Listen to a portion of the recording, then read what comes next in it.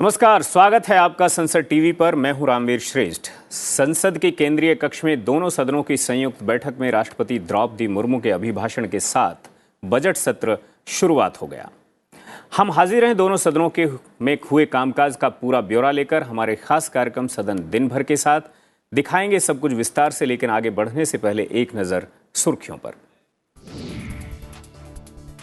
संसद के केंद्रीय कक्ष में दोनों सदनों की संयुक्त बैठक में राष्ट्रपति के अभिभाषण के साथ बजट सत्र की शुरुआत। कहा, विकास और विरासत के साथ अगले 25 वर्षों में देश को आत्मनिर्भर बनाने का लक्ष्य।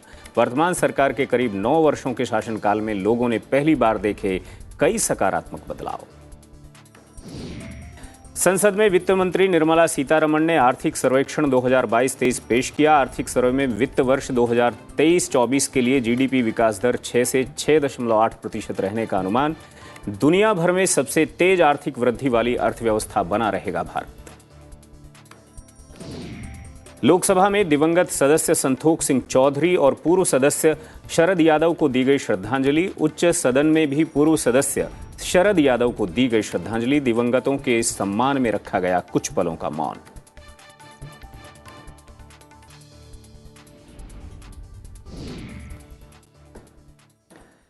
संसद के दोनों सदनों की संयुक्त बैठक में राष्ट्रपति द्रौपदी मुर्मू के अभिभाषण के साथ ही संसद के बजट सत्र की शुरुआत हो गई।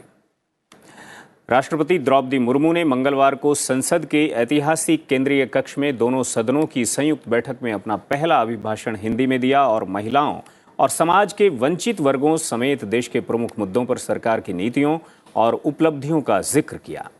राष्ट्रपति ने सरकार की ओर से महिला सशक्तिकरण, उनके रोजगार, स्वरोजगार और जीवन को सुगम बनाने के प्रयासों का भी जिक्र किया। उन्होंने जनजातीय लोगों के कल्याण के लिए शुरू की गई विभिन्न योजनाओं को लेकर कहा कि सरकार ने जनजातियों के गौरव के लिए अभूतपूर्व फैसले किए हैं। उन्होंने कहा कि आज़ादी के अमृत काल में देश पंच प्राणों की प्रेरणा से आगे बढ़ रहा है और सरकार गुलामी के हर निशान, हर मानसिकता से मुक्ति दिलाने की दिशा में निरंतर प्रयासरत है। अपने संबोधन में राष्ट्रपति ने 2047 तक देश को आत्मनिर्भर बनाने के लक्ष्य पर जोर दिया। उन्होंने कहा कि अगले 25 सालों में ऐसे राष्ट्र का निर्माण करना है जो अतीत के गौरव से जुड़ा हो और जिसमें आधुनिकता का हर स्वर्णिम अध्याय हो। उन्होंने कहा कि हमें ऐसा भारत बनाना है जो आत्मनिर्भर हो और अपने मानवीय दायित्वों को पूरा करने में समर्थ हो। हमें 2047 तक ऐसे राष्ट्र का निर्माण करना है जो अतीत के गौरव से जुड़ा हो और जिसमें आधुनिकता का हर स्वर्णिम अध्याय हो। हमें ऐसा भारत बनाना है जो आत्मनिर्भर हो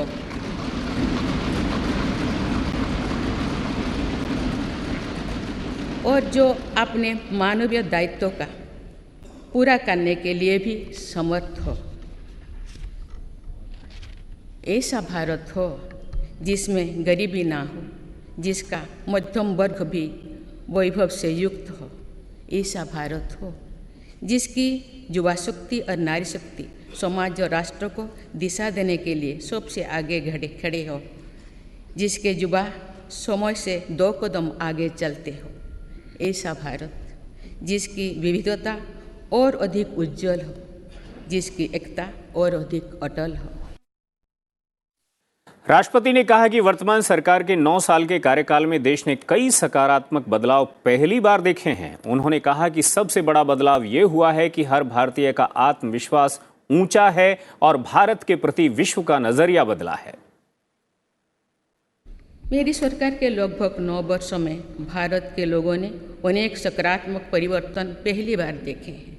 सबसे बड़ा परिवर्तन ये हुआ है कि आज हर भारतीय का आत्मविश्वास शीर्ष पर है और दुनिया का भारत को देखने का नजरिया बदला है। राष्ट्रपति ने कहा कि देश में स्थिर, निडर और निर्णायक और बड़े सपनों के लिए काम करने वाली और ईमानदार का सम्मान करने वाली सरकार है।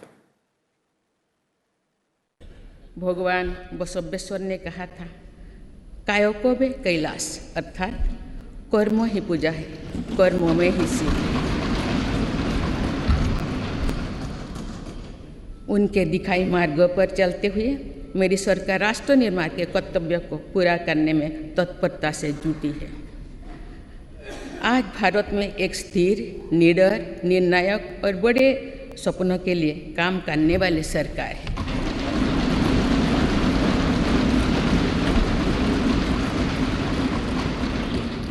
आज भारत में ईमानदार का सम्मान करने वाली सरकार है। आज भारत में गरीबी को स्थायी समाधान और उनके स्थायी सशक्तिकरण के लिए काम करने वाली सरकार है। आज भारत में अभूतपूर्व स्पीड और स्केल पर काम करने वाली सरकार है। उन्होंने मेड इन इंडिया अभियान और आत्मनिर्भर भारत अभियान का जिक्र करते हुए कहा कि इन अभियानों की सफलता का लाभ देश को मिलना शुरू हो चुका है। मेड इन इंडिया अभियान और आत्मनिर्भर भारत अभियान की सफलता का लाभ देश को मिलना शुरू हो चुका है। आज भारत में मैन्युफैक्चरिंग की अपनी कैपेसिटी भी बढ़ रही है और दुनिया भर से भी मैन्युफैक्चरिंग कंपनियां भारत आ रहे हैं।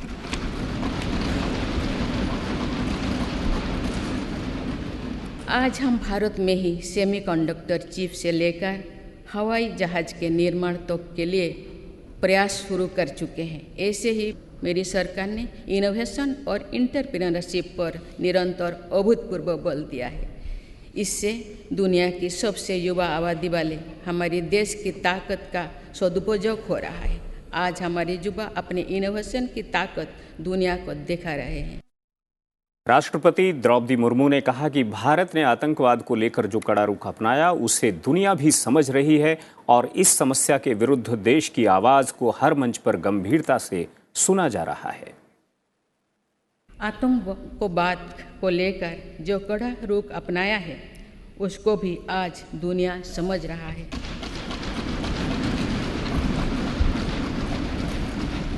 इसलिए आतंकवाद के विरुद्ध भारत की आवाज़ को हर मंच पर गंभीरता से सुना जा रहा है। पहले वर्ष अक्टूबर में भारत में पहली बार यूएनएससी काउंटर टेररिज्म कमेटी की एक विशेष बैठक आयोजित की गई। इसमें भी भारत में आतंकवाद के विरुद्ध अपनी भूमिका को स्पष्ट किया। राष्ट्रपति द्रौपदी मुर्मू ने कहा कि ये भारत के वैश्विक रिश्तों का बेहतरीन दौर है और हमने दुनिया के विभिन्न देशों के साथ अपने सहयोग और मित्रता को सशक्त किया है। भारत ऐसा देश बनकर उभरा है जो आज की विभाजित दुनिया को किसी न किसी रूप से जोड़ रहा है। आज भारत उन देशों में से एक है जो ग्लोबल सप्लाई चेन पर विश्वास को फिर से सशक्त कर रहे हैं। इसलिए आज दुनिया भारत की तरफ उम्मीद की नज़र से देखते हैं। ये भारत के वैश्विक रिश्तों का बेहतरीन दौर है। इसमें दुनिया के विभिन्न देशों के साथ अपने सहयोग और मित्रता को सशक्त किया है।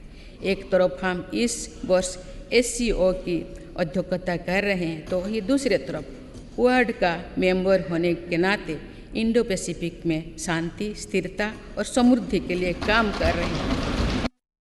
राष्ट्रपति ने कहा कि इस वर्ष भारत G20 जैसे प्रभावी समूह का नेतृत्व कर रहा है और one earth, one family, one future के मंत्र के साथ भारत की पूरी कोशिश है कि G20 के सदस्य देशों के साथ मिलकर मौजूदा वैश्विक चुनौतियों का सामूहिक समाधान तलाशा जाए।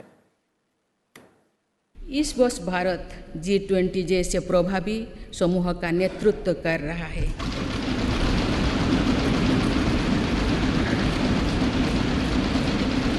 One earth, one family, one future के मंत्र के साथ भारत की पूरी कोशिश है कि G20 के सदस्य देशों के साथ मिलकर मौजूदा वैश्विक चुनौतियों का सामूहिक समाधान तलाशा जाए।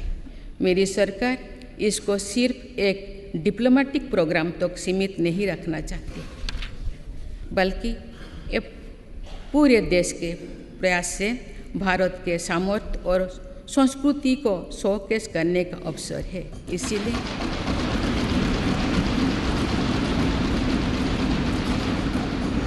इसीलिए पूरे देश के दर्जनों शहरों में साल भर G20 की बैठकें आयोजित की जा रही है। राष्ट्रपति द्रौपदी मुर्मू ने कहा कि सरकार आर्थिक विकास को गति देने के साथ पर्यावरण अनुकूल वृद्धि पर भी ध्यान दे रही है। पिछले 8 साल में सौर ऊर्जा क्षमता करीब 20 गुना बढ़ी है। मेरी सरकार ग्रीन ग्रोथ पर ध्यान दे रही है और पूरे विश्व को मिशन लाइफ से जोड़ने पर बल दे रही है। हमारी सरकार ने पिछले 8 वर्षों में सोलर एनर्जी क्षमता को करीब 20 गुना बढ़ाया है।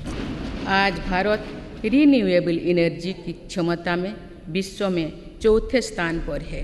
सरकार ने हाल में मिशन हाइड्रोजन को भी स्वीकृति दी है। ये ग्रीन एनर्जी के क्षेत्र में भारत में लाखों करोड़ रुपए की निवेश को आकर्षित करने वाले हैं। इससे फलस्वरूप ग्रीन एनर्जी को लेकर भी एनर्जी सिक्योरिटी के लिए भी विदेशों में हमारी निर्भरता कम होगी। नारी शक्ति पर महान स्वाधीनता सेनानी और ओडिशा भाषा की सुप्रसिद्ध कवि उत्कल भारती कुंतला कुमारी साबत की कविता का जिक्र करते हुए राष्ट्रपति ने कहा कि आज की हमारी बहनें और बेटियां उत्कल भारती के सपनों के अनुरूप विश्व स्तर पर अपनी कीर्ति पताका लहरा रही हैं। मेरी सरकार की एक बहुत बड़ी उपलब्धि महिला सशक्तिकरण की रही है।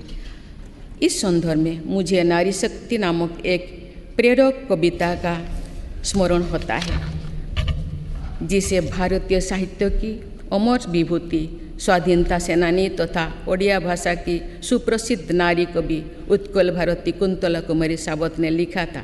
आज से लगभग 100 वर्ष पहले उन्होंने ये उद्घोष किया था, वसुंधरा तले भारत रमणी नुहे हीन नुहे दिन अमर कीर्ति कोटि जुगे केबे जगत नुहे बोलिना। अर्थात भारत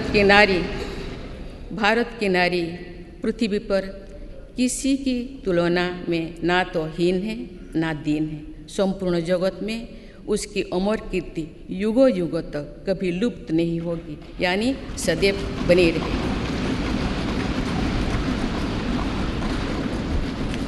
मुझे ये देखकर गर्व होता है कि आज की हमारी बहनें और बेटियां उत्कल भारती के सपनों के अनुरूप विश्व स्तर पर अपनी कीर्ति पताका लहरा रहे हैं। मुझे प्रसन्नता है कि महिलाओं की ऐसी प्रगति के पीछे मेरी सरकार के प्रयासों का संबल रहा है।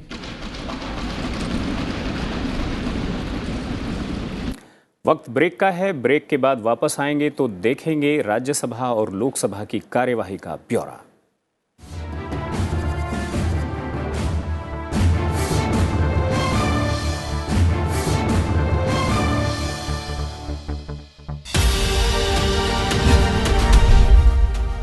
What is Finance Bill?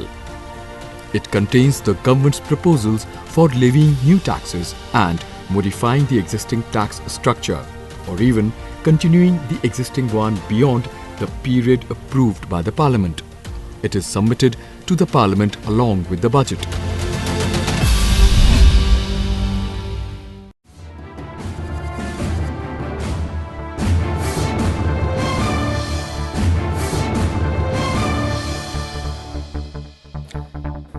Break के बाद एक बार फिर से आपका स्वागत है। सदन दिन भर में अब बात लोकसभा की कार्यवाही से जुड़ी खबरों की।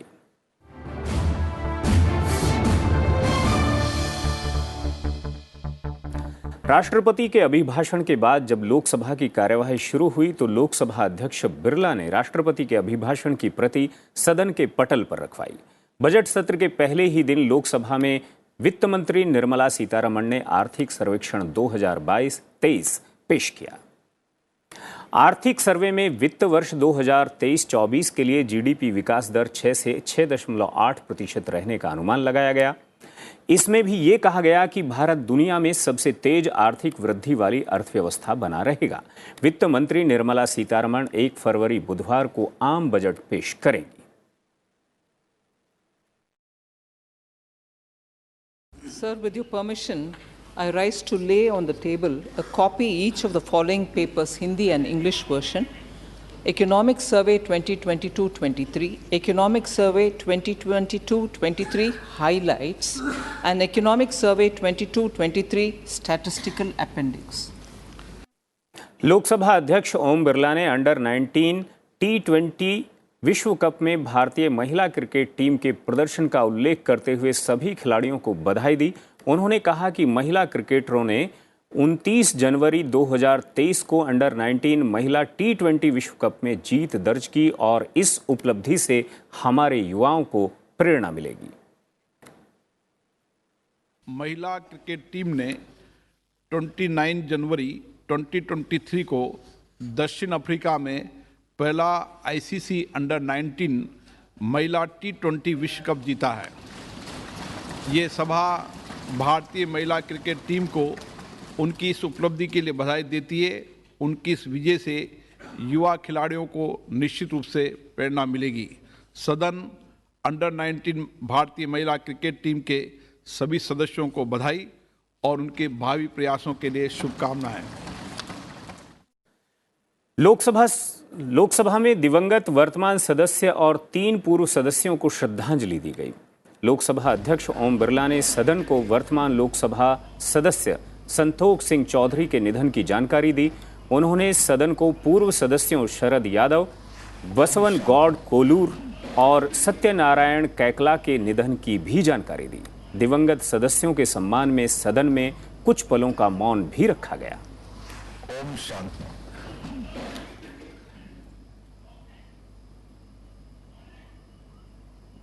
ये सभा श्री संतोख सिंह चौधरी तथा हमारे पूर्व 3 साथियों के निधन पर अपना गहरा शोक व्यक्त करती है और शोक संतप्त परिवारों के प्रति अपनी गहरी संवेदना व्यक्त करती है। अब ये सभा दिवंगत आत्माओं के सम्मान में कुछ देर मौन रहेगी। सदन दिन भर में अब बात राज्यसभा की कार्यवाही से जुड़ी खबरों की।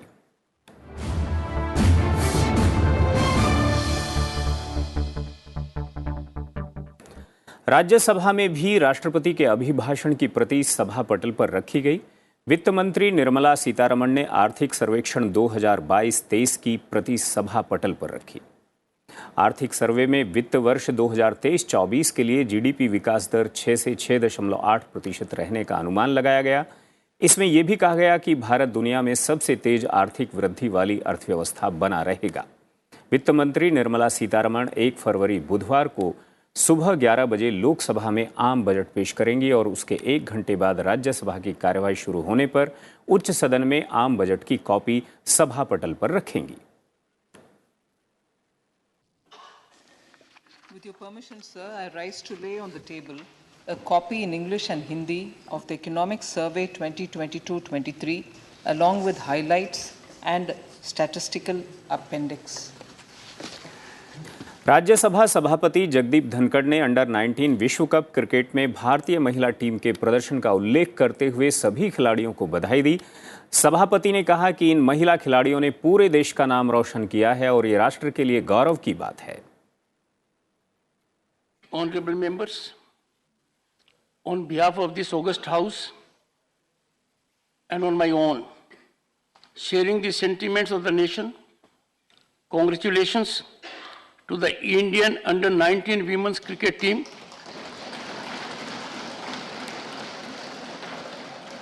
for bringing laurels to the country by winning the inaugural ICC under 19 women's T20 World Cup tournament held in South Africa from 14 January to 29 January 2023. The monumental achievement of our young women sportspersons is a matter of great pride for the entire nation. Their accomplishment is testimony to the unwavering focus, tremendous hard work, and wholehearted dedication. Their spectacular performance will surely set the tone for our upward trajectory in sports as well and reflects changing sports ecosystem in the country. I wish all the players of the Indian under 19 women's cricket team on my own behalf and on your behalf the very best for their future endeavors and hope that they will continue to make the country proud by their achievements and be inspiration to many others. उच्च सदन में सभापति जगदीप धनखड़ ने पूर्व सदस्यों doctor D Mastan और शरद यादव के निधन का उल्लेख किया और पूरे सदन की ओर से उन्हें श्रद्धांजलि दी। इसके बाद सदस्यों ने दिवंगत पूर्व सदस्यों के सम्मान में अपने स्थान पर खड़े होकर कुछ पलों का मौन रखा। Honorable members, I refer with profound sorrow to the passing away of Dr. D. Masthan and Shri Sharad Yadav, former members of this House. Dr. D. Masthan passed away on the 22nd December 2022 at the age of 65 years. Dr. D. Masthan served as a member of this House representing the state of Tamil Nadu from 1995 to 2001.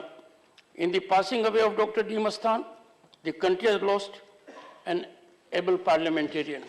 Shri Sharad Yadav passed away on the 12th of January 2023 at the age of 75. He served as a member of Lok Sabha for 7 terms and also served as in the Council of Ministers holding the portfolios of textiles, food processing, industries, civil aviation, labor and consumer affairs, food and public distribution during 1989 to 2004. Shri Sharad Yadav served as a member of this House for 4 terms. In the passing away of Shri Sharad Yadav, the country has lost a champion of the socialist movement, an astute administrator and a distinguished parliamentarian. आपको बताते चलें कि वित्त मंत्री निर्मला सीतारमण 1 फरवरी यानी कल आम budget पेश करने वाली हैं और संसद टीवी सुबह 8 बजे से दिन भर लगातार आम बजट को लेकर विशेष प्रसारण कर रहा है। तो आम बजट पर विशेष प्रसारण देखने के लिए जुड़िए संसद टीवी के साथ। सदन दिन भर में आज के लिए इतना ही। मुझे इजाजत दीजिए और आप देखते रहिए संसद टीवी। नमस्कार।